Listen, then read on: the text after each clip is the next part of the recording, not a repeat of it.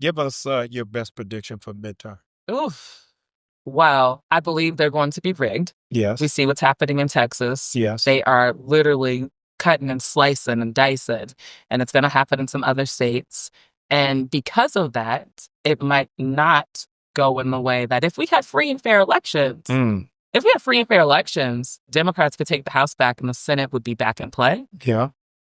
But if they go through with this gerrymandering, the Republicans will maintain control, unfortunately. I've asked no other guests. I got to ask you before I let you go.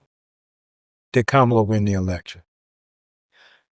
So, listen, I'm unaffiliated with the party, right? So I'm a free woman. Yes. I believe she did. Yes. I believe she did. I also, I believe, I worked on the campaign. I was a senior advisor. I believe that there are some decision makers in the party who failed her. Yes. When I got calls from folks here in Georgia, folks in Philadelphia, like, I got 5 Trump mailers, but I didn't see anything in my mailbox about Kamala Harris. We can find a yard time. That is unforgivable. And the saddest part, a robocall. Isn't that crazy? But we spent all this money on TV. And every 9 hours, I was getting an ask for $2. Yep.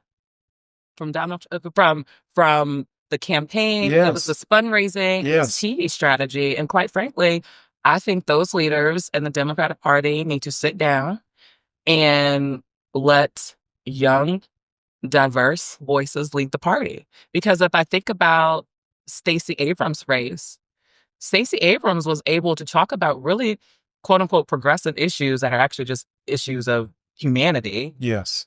In spaces that folks say aren't welcome, but they are. Stacey Abrams is a rock star for me. Let me tell you why. I moved here from Baltimore to Atlanta 1 month after her first race. And as a political enthusiast, I was overwhelmed on her strategy that I had not seen in Black space as a product of the Black church, as a son of the NAACP, that she strategically worked rural areas first. Yes. And came to Atlanta last.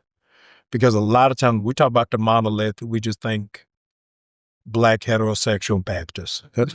That's what monolith is for us. But nobody's coming up with strategies on, we think of Atlanta, but not Rome, Georgia, not Columbus, and those are the critical points. And that's where we had to recalibrate. The Target boycott had to be different than Dollar General, because Dollar General was rural areas. So how you ran the play in the city is completely different where that's your only option, where that's your only place to go. Absolutely. Yeah. But in both cases, you got to kick over that tape. That's right. Tell them how they get this book. Listen, you can get the book any and everywhere books are sold. Yes. You can also get it on Audible. Yes. I read it. Yes. And when you do get it, please give a review, because this is really helpful. I'm going to give a review. Y'all look for my review. It's going to be there. Thank you. I appreciate it. No, thank you. And next time I need a disruptor chain. So now you want a T-shirt, a disruptor chain. What else you want? I want the whole kit. The box of courage. Yes. Yeah, I want the box of courage. That's right. I am grateful. I think that this is really going to be a blueprint from here to 2028 of what we need to do in terms of strategizing, because a lot of our energy has been on reacting and not on strategizing. So we wait for somebody to get shot, somebody to get killed, for a district to be redistricted. But this pulls together for us a strategy that I think Black leaders are going to have to do a lock-in retreat. Yes. And figure out, where do we go from here? And have the fortitude to stay focused, right? Because chaos and all this chaos and distraction, that's the tool of the oppressor. It is. So we got to have, it is courageous to say, I'm not going to get distracted by this noise. Yes. I'm going to lock in. I was talking to some college students at HBCU, and I said to them, do you believe the LGBTQAI plus community is a movement? They said, oh no, absolutely. I said, can you tell me who their leader is? Said no.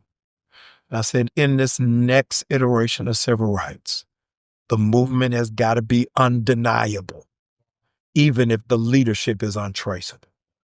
And so the shift is going to be so important that we don't just have one person because we don't have space. It's too many lanes. It's too much work to do. It's too much. I'm tired.